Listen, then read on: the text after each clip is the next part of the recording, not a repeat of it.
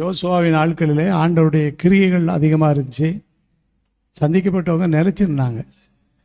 இதுக்கு யோசுவாவுக்குள்ளே என்ன விசேஷம் இருந்துச்சு அப்படின்னு சொல்லி சில குறிப்பு வாசிக்க போகிறோம். முதலாவது யோசுவாவுக்குள்ளே இருந்த விசேஷம் என்னன்னு சொன்னால், ஞானத்தின் ஆவி. ஞானத்தின் ஆவி. ஞானங்கிறது வேற, ஞானத்தின் ஆவிங்கிறது வேற.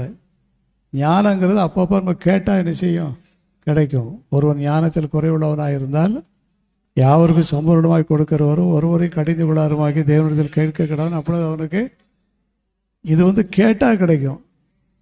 கேட்கலைன்னா அன்றைக்கி அந்த ஞானம் செயல்பாடு வித்தியாசமாக இருக்கும். ஞானத்தின் ஆவிங்கிறது நம்ம மூச்சு மாதிரி. ஞானத்தின் ஆவிங்கிறது பெர்மனண்ட்டாக நம்மளோட கூட இருந்துக்கிட்டே இருக்கும்.